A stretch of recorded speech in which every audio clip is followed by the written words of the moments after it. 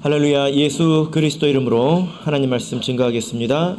우리 다 같이 하나님 말씀 요한복음 1장 35절부터 39절까지 말씀을 다 같이 찾겠습니다. 요한복음 1장 35절부터 39절까지 말씀을 우리 다 같이 읽도록 하겠습니다. 35절 시작.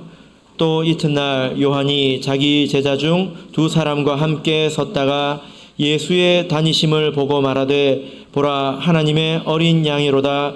두 제자가 그의 말을 듣고 예수를 쫓거늘 예수께서 돌이켜 그 쫓는 것을 보시고 물어 가라사대 무엇을 구하느냐 가로되 랍비여 어디 계시오니까 하니 랍비는 번역하면 선생이라. 예수께서 가라사대 와 보라. 그러므로 저희가 가서 계신 데를 보고 그날 함께 거하니 때가 제 10시쯤 되었더라. 요한의 말을 듣고 예수를 쫓는 두 사람 중 하나는 시몬 베드로의 형제 안드레라. 39절까지 말을 해놓고 40절까지 읽었습니다. 한 마음으로. 네, 오늘 이 시간은 랍비여 어디 계시오니까 라는 제목으로 하나님 말씀을 증거하겠습니다. 요한복음은 성경의 신약 성경의 네 번째 책이죠. 네 번째 복음서입니다. 이 복음서를 읽어보면 앞에 있는 세 권과는 좀 많이 다르다 이런 것을 우리가 느낄 수 있습니다. 대표적으로는 공관복음, 그러니까 앞에 있는 마태복음, 마가, 누가복음은 예수님의 탄생과 그리고 예수님께서 세례받으신 이야기, 그리고 예수님께서 광야에서 시험 받으신 이야기로 시작을 하죠. 그런데 요한복음에는 그 중요한 이야기가 싹 빠졌습니다. 그리고 이야기를 어디서부터 시작을 할까요? 요한복음 1장 1절을 보시면 아주 익숙한 단어가 있습니다. 무엇일까요? 태초에 하면 창세기 1장 1절이 생각나지 않습니까? 그죠? 그래서 요한복음에는 그런 이야기가 없다는 것입니다. 태초부터 시작을 한다는 것입니다. 그러니까 앞에 말씀드린 공관복음은 예수님은 사람이다 라는 관점에서 기록을 한 것이라면 요한복음은 예수님은 하나님이시다 이런 관점에서 기록이 된 것입니다. 자, 여러분 창세기 1장을 읽어보셨죠? 창세기 1장에 어떤 내용이 있습니까? 하나님께서 천지를 창조하신 이야기가 있죠. 하루하루 하나님께서 천지 만물을 만드십니다. 첫째 날부터 무엇을 만들었는지 물어보고 싶지만 생략을 하고요. 자, 한 가지만 물어보겠습니다. 자, 여섯째 날에 무엇을 만드셨을까요? 사람을 만드셨죠. 조금 더 좋은 답을 찾아보실 수 있겠습니까?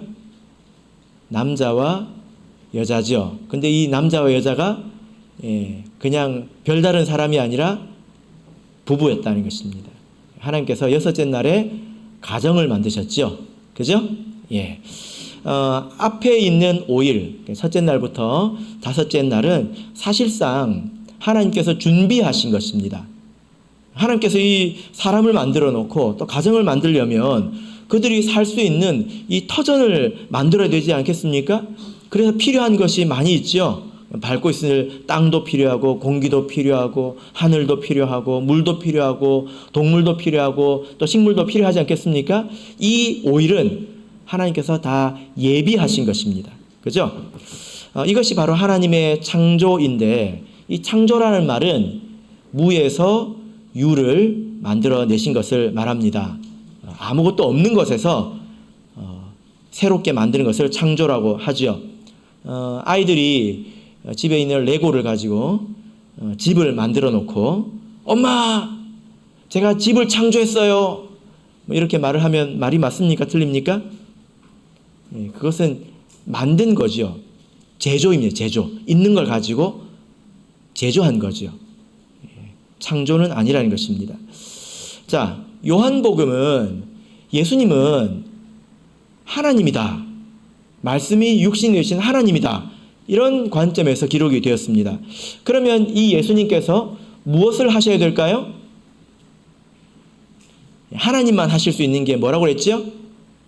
창조라고 했지 않습니까? 그래서 예수님께서도 요한복음을 보시면 창조하고 계십니다. 자, 그래서 요한복음을 다시 보시면 요한복음 1장 29절을 보실까요? 예수님께서 광야에서 시험을 받으시고 오신 이후에 마치 하나님처럼 하루하루 뭔가를 행하고 계십니다. 자, 1장 29절 보시면 글자가 뭐가 있습니까? 이튿날, 그 다음 날이죠. 하루가 있었고 그 다음 날, 그 다음에 35절을 보겠습니다. 오늘 본문이죠. 또 이튿날, 그죠? 자, 그 다음에 43절을 보시면 또 뭐가 나옵니까? 이튿날, 예수님께서 하루 하시고 계십니다. 자, 2장 1절을 보시겠습니다.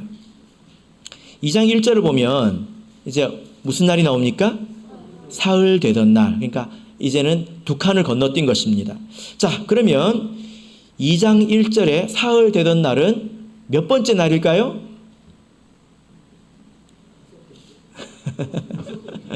네, 계산을 해보시면 몇 번째 날일까요? 네, 제가 힌트를 많이 드리지 않았습니까? 하나님과 비슷하다고. 네, 몇 번째 날이죠? 6번째 날입니다. 그 6번째 날에 예수님께서 뭐 하셨습니까? 이게 예수님께서 하신 첫 번째 이적이죠? 네, 다음 시간에 볼 건데 내용이 무엇입니까?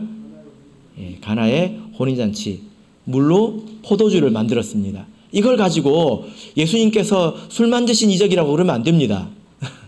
이것은 포도주가 없어서 망칠 뻔한 결혼, 가정, 이것을 구해 주신 그런 일이죠. 그죠?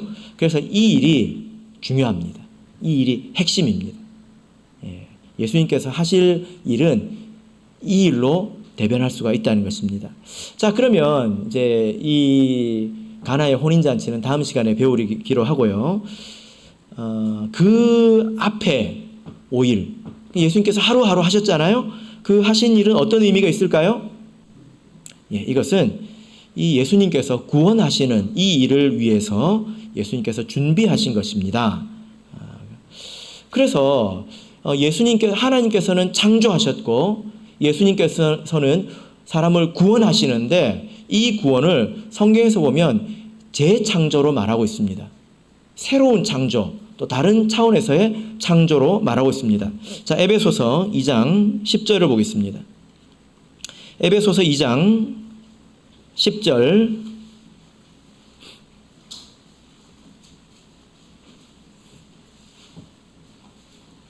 에베소서 2장 10절. 자, 우리 같이 읽겠습니다. 에베소서 2장 10절 읽습니다. 시작. 우리는 그의 만드신 바라 그리스도 예수 안에서 선한 일을 위하여 지으심을 받은 자니 이 일은 하나님이 전에 예비하사 우리로 그 가운데서 행하게 하려 하심이니라. 예. 자, 여러분 여기 보니까 우리는 그의 만드신 바다. 예수님이 우리를 만드셨죠? 예, 그죠? 예, 이것은 천지창조를 말하는 게 아니에요. 선한 일을 위하여 우리를 지으셨다. 이것도 창조를 말하는 게 아닙니다. 그럼 뭘 말할까요? 이것은 구속을 말합니다. 구원. 자, 그래서 2장 1절을 보시면 너희의 허물과 죄로 죽었던 너희를 살리셨도다. 이렇게 말씀하고 있죠. 예. 죄 가운데서 이미 육신적으로는 창조된 우리가 죄 가운데서 죽었어요.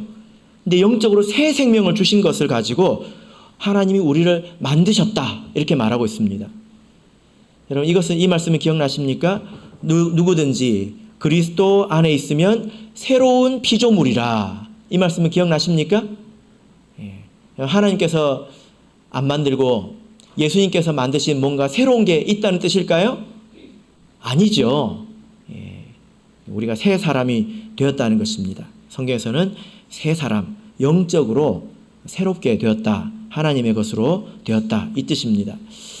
그래서 이제 요한복음을 보면 마치 하나님처럼 재창조를 이제 하고 계십니다. 그 일을 위해서 앞에 5일 동안 준비를 예수님께서 하고 계십니다. 여러분 그러면 갑자기 궁금해지지 않습니까? 예수님께서 앞에 5일 동안 뭘 하셨을까? 하나님은 해달별을 만드시고 빛을 만드시고 궁창 위의 물과 아래의 물로 나누시고 땅을 만드시고 뭐 이런저런 일을 하셨는데 예수님을 뭘 하셨을까요? 구속을 위해서? 보지 말고 맞춰보세요. 뭐 하셨을까요? 뭘 하셨을까요? 예, 이럴 때가 제가 제일 재밌습니다. 예. 자, 요한복음 1장을 보겠습니다. 요한복음 1장 자 29절부터 보시면 이 내용은 예수님께서 세례 요한을 통해서 자기 자신을 이스라엘에 드러내십니다. 드러내십니다. 그 다음에 오늘 35절부터 보시면 쭉 한번 보시길 바랍니다. 51절까지 어떤 내용이 있는지 한번 보시길 바랍니다. 예수님께서 어떤 일을 하고 계시죠? 제자를 부르고 계십니다. 맞습니까? 이게 예수님께서 하신 준비라는 것입니다. 제자를 부르죠. 그래서 첫 번째 부르실 때 2명을 부릅니다. 이름이 기록되어 있지 않은 어떤 한 제자와 그리고 안드레. 그리고 안드레가 누구에게 전합니까? 베드로에게 전하죠. 자기 형제 베드로에게 41절을 보면 전하고 있습니다. 그리고 43절을 보면 예수님께서 빌립을 부르시고요. 빌립이 또 누구에게 전합니까? 45절을 보면 나다나엘에게 전하죠. 그죠? 그래서 이 말씀은 전체적으로 예수님께서 제자를 부르시는 그런 내용이 기록이 되어 있습니다. 마치 고구마를 캐는 것 같은 그런 모습이지 않습니까? 고구마를 캐보면 하나를 캐면 또 2-3개가 주렁주렁 이렇게 달려서 나오기도 하잖아요. 그죠? 그래서 예수님께서 한 사람을 부르시면 또 전하고 이런 일이 반복되고 있습니다. 자, 이게 예수님께서 하신 일입니다. 예수님은 제자를 부르고 계십니다. 누구를 부르고 계신다고요? 제자를 부르고 계신다고요. 그래서 우리가 예수님의 이 구속의 역사 안에서 우리가 해야 될 일은 참 제자가 되는 것입니다. 뭐가 되는 거라고요? 참 제자가 되는 것입니다. 자, 요한복음 6장 2절을 보겠습니다. 요한복음 6장 2절. 요한복음 6장 2절. 여러분 잘 한번 생각해 보시길 바랍니다. 요한복음 6장 2절 읽겠습니다. 시작. 큰 무리가 따르니 이는 병인들에게 행하시는 표적을 봄이러라. 이 말씀을 보니까 예수님을 따르던 사람을 제자라고 다 부르지 않습니다. 어떤 사람들은 뭐라고 부릅니까? 무리라고 부르고 있죠. 불특정 다수입니다. 무리라고 부르고 있습니다. 이 사람들을 왜 제자라고 부르지 않을까요?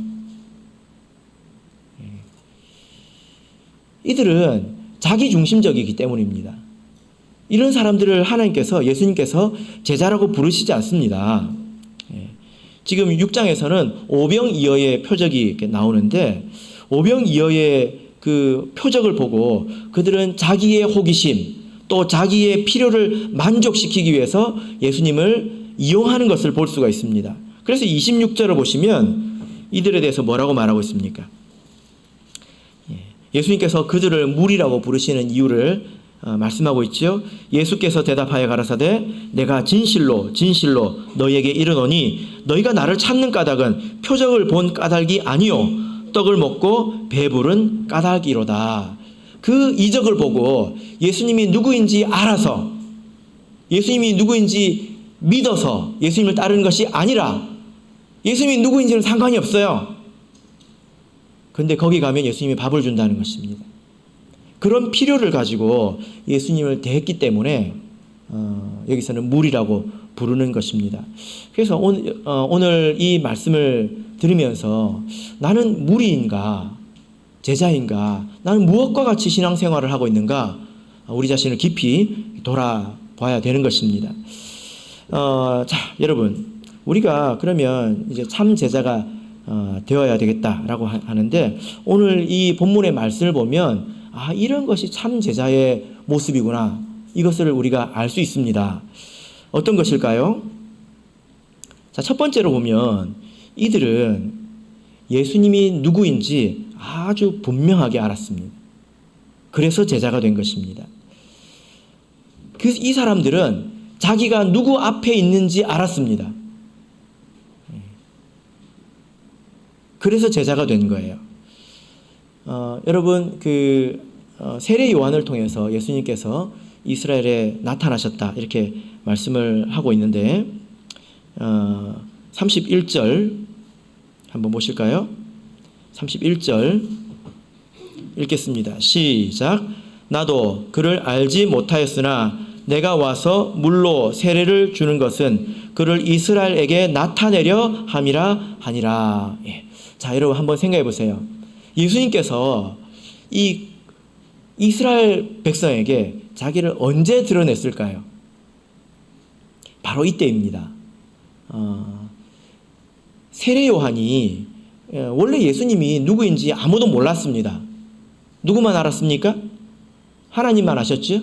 그죠? 그리고 예수님이 아셨겠죠? 그런데 처음 안 것이 누구일까요? 세례 요한이에요. 왜냐하면 하나님께서 너는 물로 세례를 줘라, 하나님께서 하셨단 말이에요. 그런데 네가 세례를 줄 때 하늘에서 성령이 비둘기같이 내린다면 그 사람이 바로 메시아이다. 세례 요한이 그걸 알았습니다. 그래서 죄인들을 꾸짖으면서 계속 세례를 줬겠죠? 근데 마음속으로는 계속 기다리지 않았겠습니까?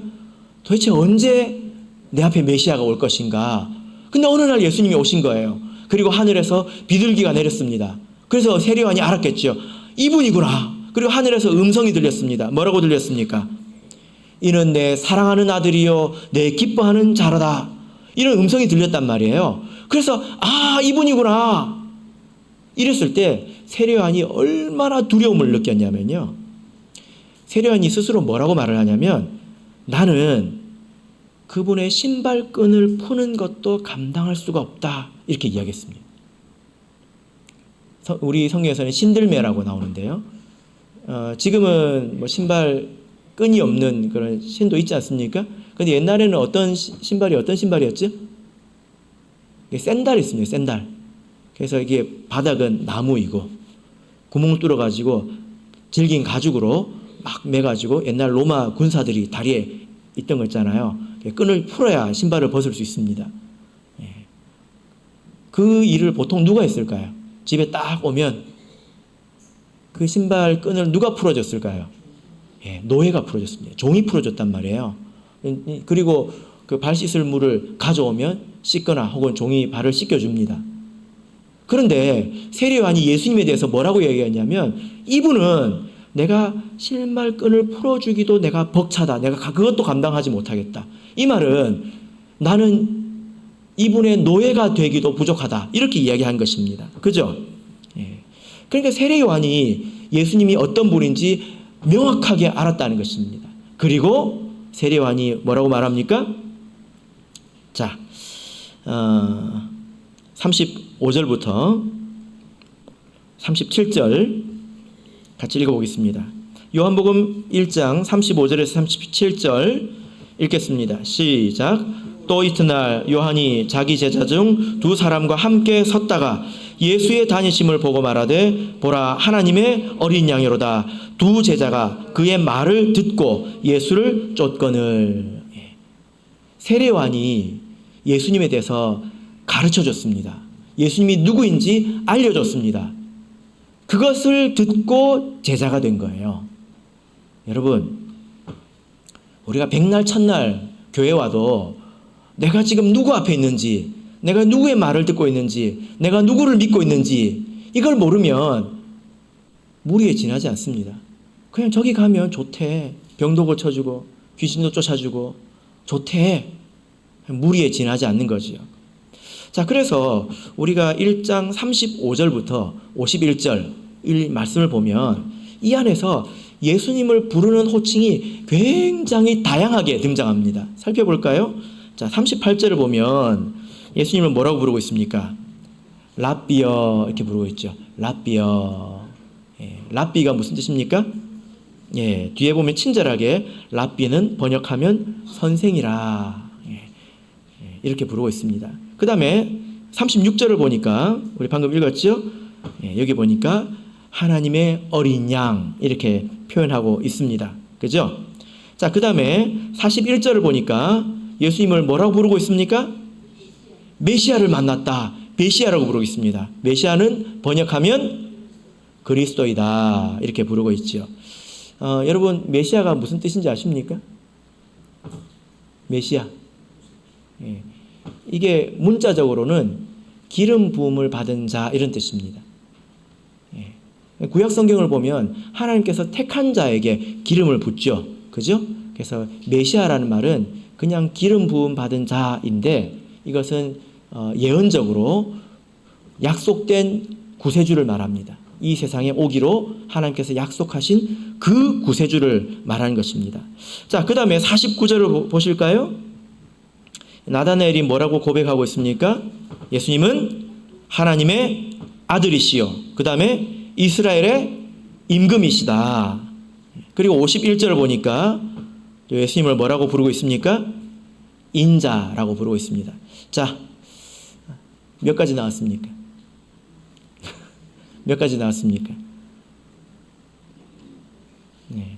7가지가 나왔죠? 그죠? 글자로는 7가지가 나왔습니다. 지금 이것은 뭐냐면은, 세례요한은 예수님 누군지 알았어요. 그래서 그 앞에서 엄청 두려워했단 말입니다. 그리고 제자들은 예수님이 어떤 분인지, 우리 인생에 있어서 어떤 의미를 가진 분인지 풍성하게 이해했다는 거예요. 선생님이라고 부른 것은 예수님을 낮춰 부르는 것이 아닙니다. 내 인생을 지도해 주시는 분. 그렇게 믿었다는 것입니다. 하나님의 어린 양은 무슨 뜻입니까? 나를 위해서 피 흘리신 분 아닙니까? 메시아는 말씀드렸고요. 하나님의 아들 이스라엘 왕 아십니다. 인자는 무슨 뜻입니까? 사람의 아들이죠. 사람의 아들입니다. 성경에서는 뭐가 사람입니까? 하나님의 모양과 형상이 있어요. 사람이에요. 예수님에게는 하나님의 모양과 형상이 있다는 것입니다. 우리도 그것을 본받아야 되겠지요. 그죠?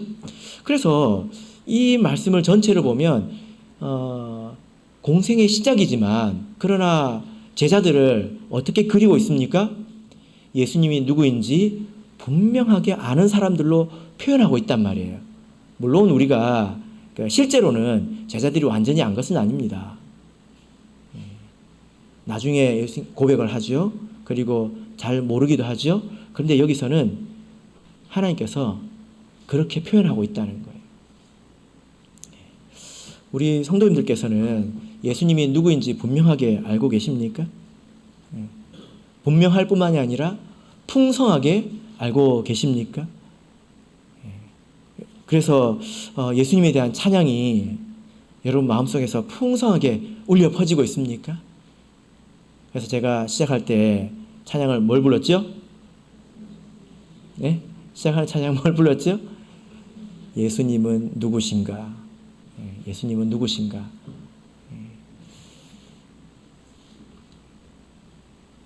우리는 예수님을 이렇게 풍부하게 이해하지 않았습니다.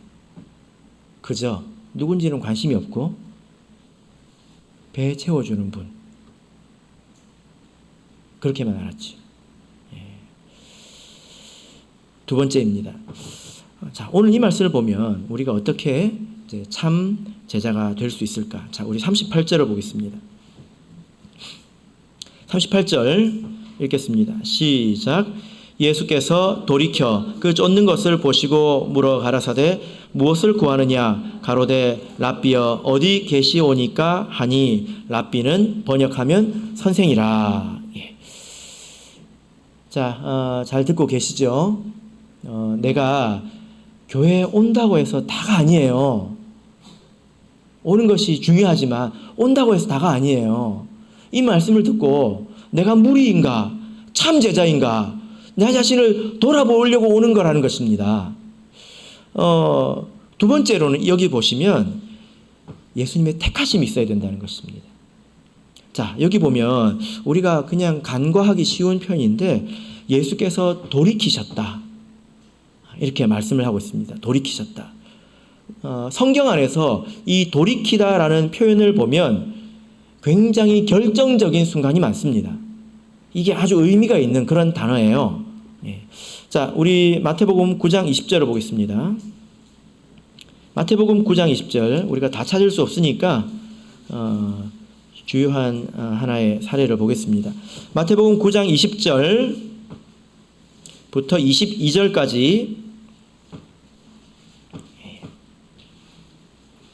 자, 읽겠습니다. 20절에서 22절 읽겠습니다. 시작. 12해를 혈루증으로 앓는 여자가 예수의 뒤로 와서 그 겉옷가를 만지니 이는 제 마음에 그 겉옷만 만져도 구원을 받겠다 함이라. 예수께서 돌이켜 그를 보시며 가라사대 따라 안심하라, 내 믿음이 너를 구원하였다 하시니 여자가 그 시로 구원을 받으니라. 자, 여기 보니까 예수님께서 또 돌이키시죠. 이 여자가 언제 구원을 받았습니까? 만졌을 때 구원을 받았습니까? 여기 보면 뭐라고 말하고 있습니까? 예수님께서 돌이키셨을 때, 이렇게 돌아오셨을 때. 그래서 이것은 결정적인 순간입니다. 하나님의 은혜가 있다는 거예요. 하나님의 택함이 그에게 있다는 것입니다. 많은 사람이 예수님을 붙들었고 또 예수님을 또 이렇게 다니면서 부딪히지 않았겠습니까? 그런데 이 여자를 돌아보셨다는 것입니다. 그래서 이 단어를 이렇게 보면 하나님도 예수님도 이렇게 돌이키시기도 하고 사람도 돌이키기도 합니다. 우리도 돌이킴이 있어야 되겠죠. 그런데 성경에서 사람이 돌이켰다 할 때는 별로 안 좋은 의미로 쓰입니다. 사도행전 7장 39절을 보시면 제가 읽어드릴게요. 우리 조상들이 모세에게 복종치 아니하고자 하여 거절하여 그 마음이 도리어 애굽으로 향하여, 이렇게 말하고 있습니다. 여기서 향하여가 원문으로 보면 돌이켜입니다. 하나님께서 이스라엘 백성을 홍해를 건너서 광야로 이끌어내주셨는데 백성이 가다가 어떻게 했다는 말이에요? 돌이켰다는 거예요. 이거는 그냥 방향을 돌이켰다는 게 아니라 마음을 하나님께로부터 돌이켰다는 것입니다. 이것은 아주 나쁜 것입니다. 그러니까 여기 이 말씀을 보시면 우리가 예수님의 제자가 되는 것은 다만 우리의 노력으로 되는 것은 아닙니다. 제자가 되는 것은 예수님의 택하심이 있어야 합니다. 근데 이건 우리가 어떻게 할 수 있는 게 아니잖아요. 그죠? 그러면 제가 왜 이런 말씀을 드릴까요? 우리가 다 택함을 받았다는 것입니다. 그러면 우리가 그 택하심이 얼마나 귀한 것인지는 알아야 되겠죠. 그죠? 예수님을 따르는 사람들이 얼마나 많았겠습니까? 그런데 그 많은 사람들 가운데서 예수님께서 이 요한과 안드레를 향해서 돌이키셨다는 거예요. 그것이 그들에게 얼마나 큰 은혜입니까? 사실 하나님께서 우리를 이렇게 택해 주셔서 우리가 이 자리에 와 있고 우리가 세례받고 하나님의 백성으로 거듭나게 된 것입니다. 그죠? 우리가 그것을 얼마나 귀한 것인지를 알아야 합니다. 그런데 때로는 이 성경에 보면 팥죽 한 그릇에 장자권을 팔았지 않습니까? 그런 에서처럼 이렇게 하찮게 여길 수도 있다라는 것입니다. 자, 우리 다시 본문으로 가겠습니다. 요한복음 1장 37절, 38절. 자, 읽겠습니다. 37절, 38절 읽겠습니다. 시작. 두 제자가 그의 말을 듣고 예수를 쫓거늘 예수께서 돌이켜 그 쫓는 것을 보시고 물어 가라사대 무엇을 구하느냐 가로되 랍비여 어디 계시오니까 하니 랍비는 번역하면 선생이라. 자, 이제 세 번째입니다. 우리가 예수님의 참 제자가 되려면 어떤 모습이 있어야 될까요? 여기 보면 예수님을 쫓는다, 예수님의 뒤를 따른다, 이런 표현이 계속 나오지 않습니까? 예수님의 뒤를 따라야 합니다. 그리고 그 이상이 있어야 합니다. 신앙생활 하는 것은 예수님을 이용하는 게 아닙니다. 천국 가는데 예수님 필요하니까 우리가 예수님을 이용하는 게 아니란 말이에요. 우리가 신앙생활을 하는 것은 예수님에게 우리를 의탁하는 것입니다. 그리고 예수님의 모든 말씀에 순종하는 것입니다. 그 결과로 천국에 가게 되는 것입니다. 만약에 천국 가는데 내가 예수님이 필요하다, 그래서 내가 예수님을 좀 써먹어야 되겠다, 이렇게 생각을 하면 다른 부분에서는 예수님이 생각이 안 나겠죠? 그죠? 먹고 사는 데는 별로 예수님이 별로 유익하지 않은 것 같아요. 공부하는 데도 예수님이 별로 필요하지 않은 것 같아요. 근데 천국 가는 데는 없으면 안 돼요. 그 세상 사는 데는 별로 필요가 없는 것 같은데 천국 가는 데는 꼭 있어야 되니까 힘들죠. 먹고 사는 것도 힘들어 죽겠는데 천국까지 가려고 하니 얼마나 힘듭니까? 이게 신앙생활을 제일 나쁘게 힘들게 하는 것입니다. 그죠? 신앙생활을 한다고 하는 것은 예수님의 모든 말씀에, 예수님의 선택에 나를 내어 맡기는 것이고 그것을 따른다는 것입니다. 그런데 예수님을 따르는 것이 쉽지가 않죠? 그죠? 예수님을 따른다고 하는 것이 쉽지가 않습니다. 왜 그렇습니까? 왜 그럴까요?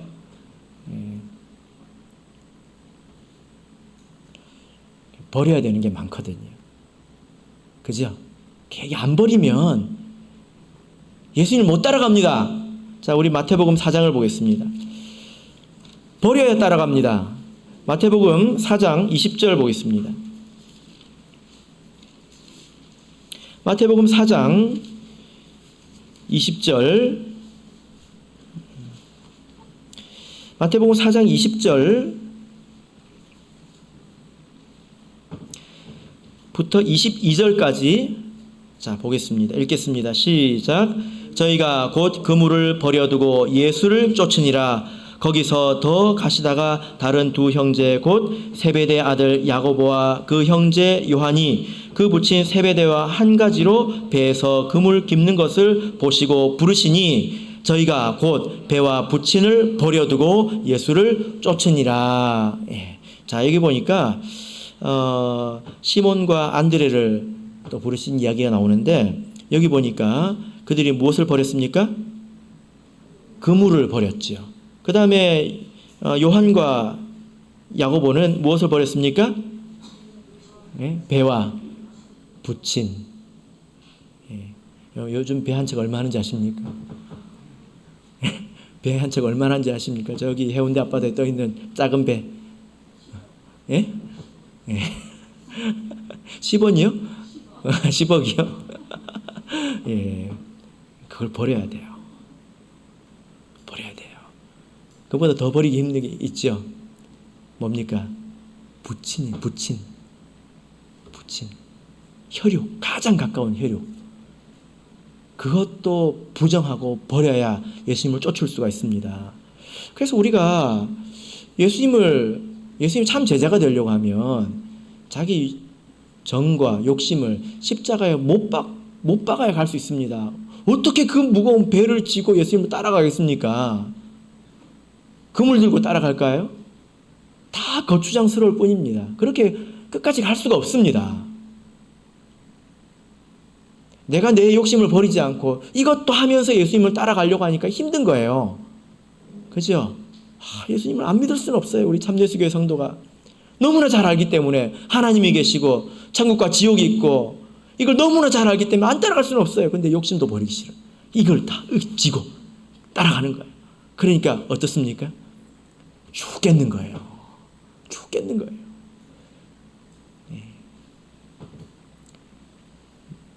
근데 그뿐만이 아닙니다. 마태복음 16장을 보겠습니다. 마태복음 16장 24절을 보겠습니다. 마태복음 16장 24절을 보겠습니다. 마태복음 16장 24절 읽겠습니다. 시작. 이에 예수께서 제자들에게 이르시되 아무든지 나를 따라오려거든 자기를 부인하고 자기 십자가를 지고 나를 쫓을 것이니라. 여기 보니까 자기를 부인하는 것, 버리는 것에서 그치지 않고 무엇을 지라고 말하고 있습니까? 자기 십자가를 지래요. 그러니까 참 미치고 팔짝 뛸 노릇입니다. 그물을 머리에 이고 배를 머리에 이고 겨우 따라가고 있는데 예수님께서 뭐 하래요? 십자가를 지래요. 배 위에다가 십자가까지 얹어야 돼. 어떻게 얼마나 갈 수 있겠습니까? 못 갑니다. 그죠? 그러니까 신앙생활하는 게 힘든 거예요. 교회 왔더니 당번하래, 청소하래, 전도도 하고 기도도 하고 성경도 읽으래. 자기 십자가를 지래요. 안식일에 교회 와서 앉아서 듣는 것도 힘들어 죽겠는데. 우리가 그런 마음이라면 우리가 무리가 되는 것입니다. 마태복음 8장 19절을 보겠습니다. 마태복음 8장 19절. 마태복음 8장 19절 읽겠습니다. 19절 20절 읽겠습니다. 시작. 한 서기관이 나와 예수께 말씀하되 선생님이여 어디로 가시든지 저는 쫓으리이다. 예수께서 이르시되 여우도 굴이 있고 공중에 새도 거처가 있으되 오직 인자는 머리 둘 곳이 없다 하시더라. 예수님을 쫓는 것은 이런 거죠.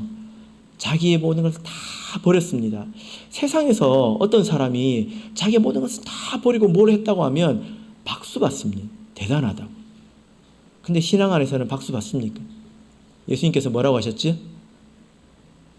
나 따라오려고? 나는 머리 둘 곳도 없다. 사람에게 인정받는 데가 없다는 거예요. 그죠? 이게 예수님을 쫓는 것입니다.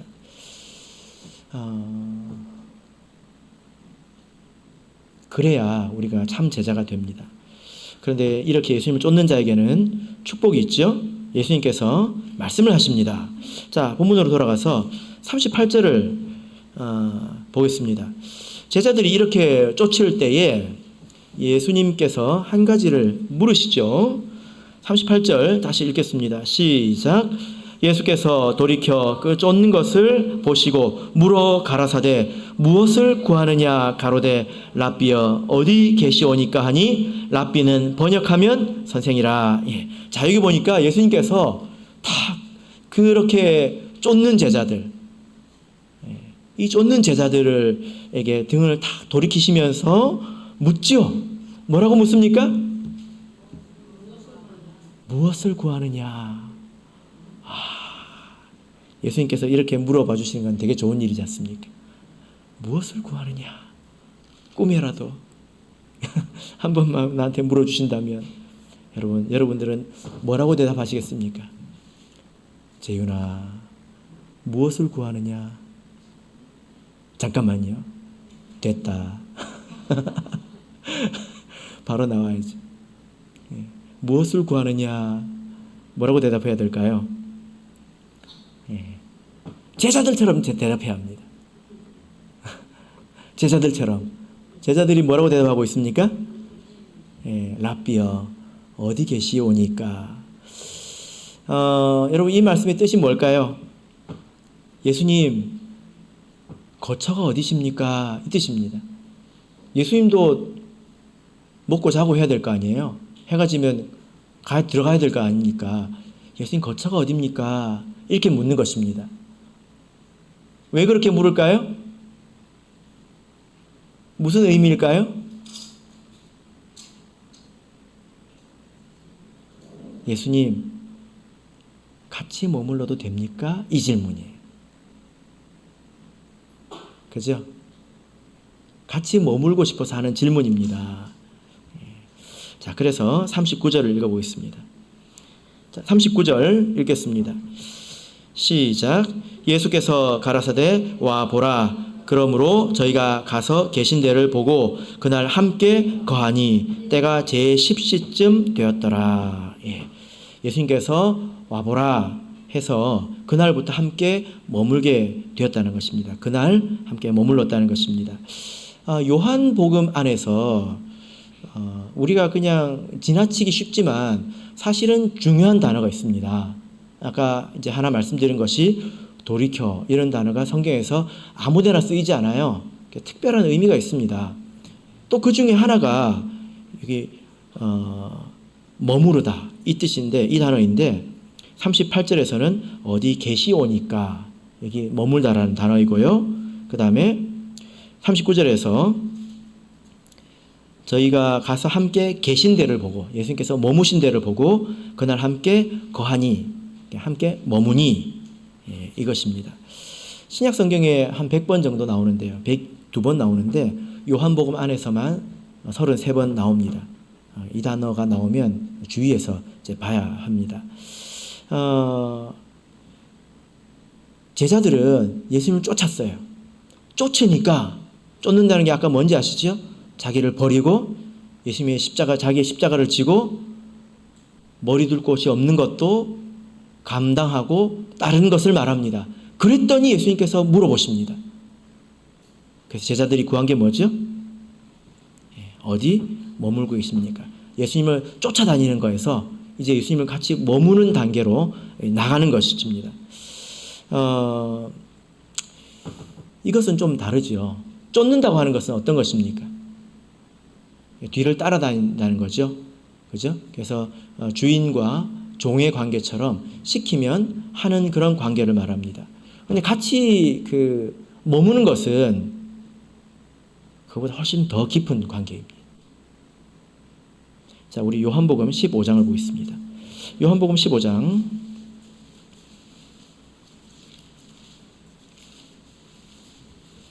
요한복음 15장 7절을 보겠습니다. 자, 여기 보면 거하다, 머무르다 이 단어가 아주 중요하게 나옵니다. 자, 요한복음 15장 7절 같이 읽겠습니다. 시작. 너희가 내 안에 거하고 내 말이 너희 안에 거하면 무엇이든지 원하는 대로 구하라. 그리하면 이루리라. 예. 너희가 내 안에 머무르고 내가 너희 안에 머문다면, 이것은 뭘 말하냐면 관계의 깊이를 말합니다. 자, 그래서 이것을 15절에서는 이렇게 표현하고 있죠. 이제부터는 너희를 종이라 하지 아니하리니. 종은 따라다니는 관계입니다. 이제는 종은 주인의 하는 것을 알지 못함이라. 이제는 너희를 친구라 하였노니 내가 내 아버지께 들은 것을 다 너희에게 알게 하였음이라. 이제는 종에서 친구가 되었다라는 것입니다. 우리가 그래서 우리 성도님들께서 예수님을 쫓는 것에서 그것을 넘어서 예수님과 함께 머무는 신앙에 대해서 관심을 가져보십시오. 관계로 비유하자면 종의 관계에서 친구의 관계가 되는 것입니다. 종은 상의를 안 하죠. 그죠? 뭐라고 합니까? 뭘 합니까? 지시하고 순종하는 관계이죠. 이유를 알아요, 몰라요? 알아야 돼요, 몰라도 돼요? 몰라도 되죠. 시키는 거 하면 됩니다. 그게 이제 종의 관계예요. 그게 신앙의 처음입니다. 물론 그 처음도 하기 힘들지. 시키는 것만 하는 것도 얼마나 힘듭니까? 그런데 그 이후에는 어떤 관계가 됩니까? 예, 친구의 관계. 친구는 어떤 관계죠? 상의하는 관계입니다. 토론하는 관계죠. 그죠? 예. 그래서 자녀를 키우면 어릴 때는 자녀가 부모에게 무조건 순종해야 합니다. 그런데 어느 정도 크면 이제 부모가 상대를 해주잖아요. 그죠? 예. 그래서 의견을 물어봐 주지 않습니까? 예. 관계가 그만큼 깊어졌다는 것입니다. 자, 이제 본문으로 돌아가서 39절을 다시 보시면, 여러분, 이 때가 몇 시일까요? 예. 자, 39절을 보면 여기서 특별히 시간을 밝히고 있는데, 자, 여기 보면 거하니 때가 제 10시쯤 되었더라. 여기서 말하는 이 10시는 오후 4시를 말합니다. 오후 4시. 오후 4시는 어떤 의미가 있을까요? 예. 오늘 우리 교회 앞에 공사가 한참 했습니다. 7시 조금 넘으니까 시작을 하시더라고요. 그래서 오후 4시쯤에 그분들이 뭐 하셨을까요? 예? 정리하셨습니다. 정리. 예. 그때 새롭게 일을 벌릴까요? 안 벌릴까요? 안 하죠. 왜 그래요? 친구가 아니거든요.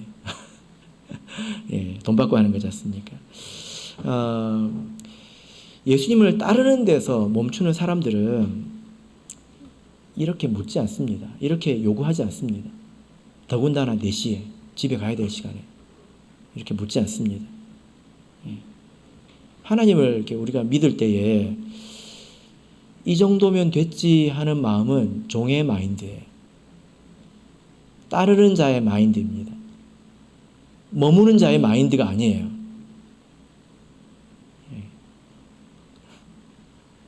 회사 생활을 해보면 회사를 진짜 사랑하는 그 상사가 있으면 피곤하죠.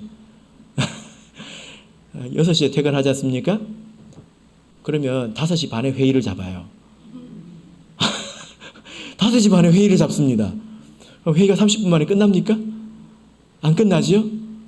그럼 어떻게 됩니까? 회의가 마치면 뭐가 생기죠? 예, 회식을 좋아하시는군요. 회의를 마치면 회의 시간에 결정해가지고 해야 될 일이 생기잖아요. 그럼 뭐 해야 돼요? 잔업해야 돼요. 예, 그런 사람들은 진짜 회사를 사랑하는 사람들이죠.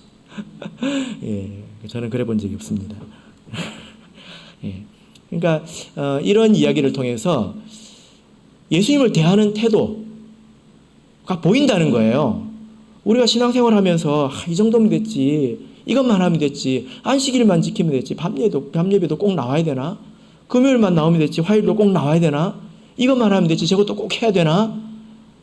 예수님과 함께 머무는 사람들은 그렇게 생각하지 않습니다. 이것을 깊이 생각해 보시길 바랍니다. 그래서 예수님께서 그렇게 사모하는 마음이 있을 때 뭐라고 말씀하셨습니까? 예수님께서 뭐라고 말씀하셨죠? 39절에서 예수께서 가라사대 와 보라, 와 보라, 와 보라.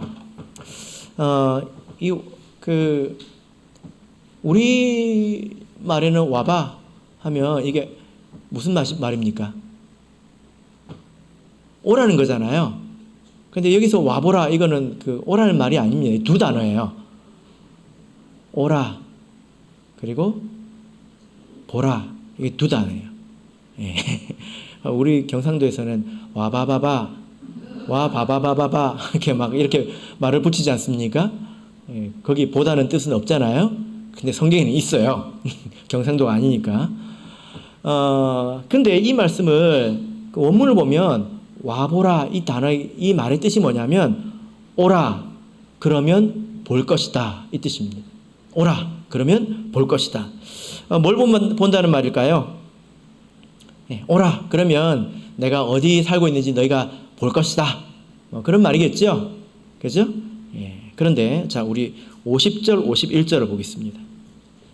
자, 여기 보면 볼 것이다, 이게 두 번 나옵니다. 무엇을 본다는 말인지 자, 한번 찾아보시기 바랍니다. 50절 51절 읽겠습니다. 시작. 예수께서 대답하여 가라사대 내가 너희를 무화과 나무 아래서 보았다 하므로 믿느냐?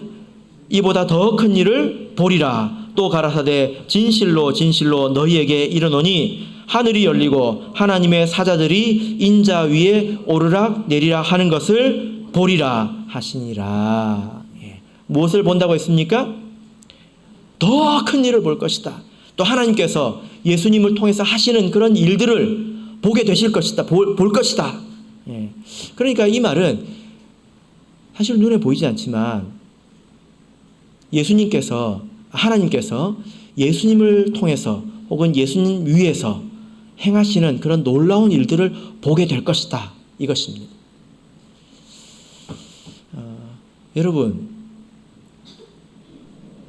예수님께서 수많은 이적을 행하셨습니다. 그걸 본 사람들이 얼마나 많겠습니까? 옆에 있는 사람들은 다 봤겠죠. 그죠? 그런데 그 사람들이 그 이적의 의미를 다 안 게 아니에요. 껍데기만 알았어요. 오병이어의 이적을 체험하니까 저분 빵 주는 분이구나. 껍데기만 알았다고요. 그 이적의 깊은 의미, 우리가 참으로 깨달아야 될 것, 이것들은 알지 못했단 말입니다. 그런데 우리가 예수님을 쫓는 위치에서 열심히 쫓아가다가 예수님과 함께 거하는 자가 되면 볼 것입니다. 무엇을요? 하나님이 일하고 계신 것을 본다는 것입니다. 저도 예전에 그랬던 것 같습니다. 열심히 교회에서 시키는 일, 이 일, 저 일, 물론 제가 다 잘한 것 같지는 않습니다. 생각해 보니까. 근데 모르겠더라고요. 하나님이 이런 말 자체를 생각해 본 적이 없습니다. 그냥 해야 되는 일이니까. 해야 되니까. 해야 되는 게 맞으니까 한 것입니다. 그럴 때가 있다는 거예요.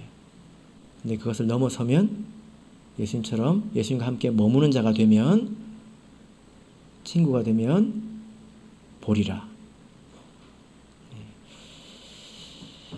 사랑하는 성도 여러분, 예수님께서 우리 부산 교회에서 어떤 일을 행하고 계시는지 보이십니까?